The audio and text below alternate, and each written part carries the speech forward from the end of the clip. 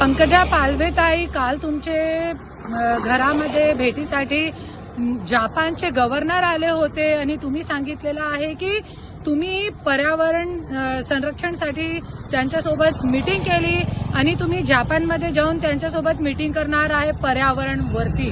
तुम्ही एक विचारते, तुम्ही गेले 15 वर्ष अमेरिकामध्ये तुम्ही हे केलेलं आहे, तुमच्या शिक्षण झालेलं आहे. अमेरिकामध्ये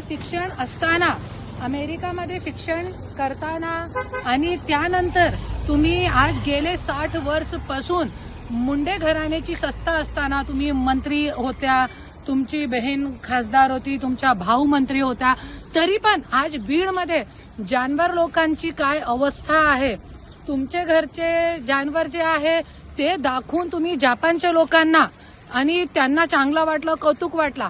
पण आपले बीडचे जे तुमच्या गड आहे, जिथे तुम्ही आमदार झाल्या, जिथे तुम्ही मंत्री झाल्या, तिकडचे जिथे तुमच्या काम असला पाहिजे तिथे काय अवस्था आहे जानवरांची, हे पण तुम्ही जपानचे गव्हर्नरला दाखवा.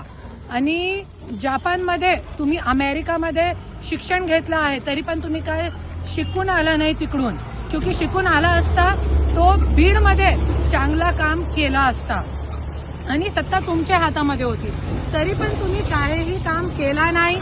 आणि आज तुम्ही बघू शकता हे जे आहे हे बीडची अवस्था आहे आणि बीडची अवस्था किती घाण आहे, जानवर सुद्धा राहू शकत नाही. आणि तुम्ही बघू शकता की इतके जानवर जे आहे, आज शेतकरी लोकांकडे इतके पण पैसे नसते की ते जे गायसाठी चारा आणि त्यांचं पालन पोषण चांगल्या पद्धतीने करू शकतात, इतके पैसे पण नाही असते. त्याच्यासाठी शेतकरी लोकांना आपले गाय, आपले जानवर जे आहे ते रोडवरती सोडावं लागते.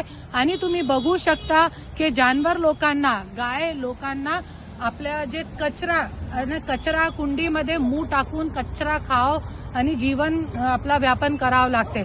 आणि तुम्ही बघू शकता पंकजाताई, तुमचे घरामध्ये पण कुत्रे आहे, तुमचे घरचे जे कुत्रे आहे ते चांदी के बर्तन मध्ये खाना खाताय, जेवण करताय.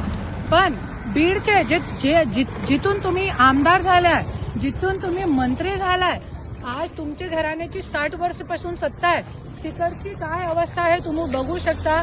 ते कुत्रे लोकांची काय अवस्था आहे. कुत्रे पण आज त्यांना पण तुम्ही आज पर्यावरण मंत्री आहे, तुमचा फर्ज आहे आणि तुम्ही पॉलिथिन बंद करणार आहे. पॉलिथिनची जी फॅक्टरी आहे अगोदर तुम्ही बंद करताय, नंतर मोठे मोठे पैसे घेऊन तुमचे कार्यकर्तेही जे आहे प्लास्टिकची थैलीचा व्यापार व्यवसाय करतात. त्याच्यासाठी मोठे मोठे भाष्य आणि खूप विचार करून बोला, जे करू शकता तेच बोला. आणि मी एक और बोलते की तुम्ही आज 60 वर्ष पासून इथे राज करताय, बीडची जनताने तुम्हाला निवडून दिलेला इतके वर्षपासून, आणि तुमचा फर्ज आहे हे घाण, हे कचरा, इथे जानवर सुद्धा राहू शकत नाही. आणि सबसे एकदम हास्यप्रद गोष्ट जे आहे, इकडे एक जे आमदारचं घर आहे, काय नाव आहे त्यांचं, सोळंके, बीडचे आमदार आहे, त्यांचे घरच्या समोर इतका कचरा आहे. आज बीडमध्ये कोणीही असा आमदार, खासदार, कोणीही नगरसेवक सुद्धा लक्ष देत नाही. फक्त हे लोकांच्या राजकारण करताय आणि लोकांना कचऱ्यामध्ये जिण्यासाठी सोडताय. हे बघा हे काय अवस्था आहे, पूर्ण दिखाव.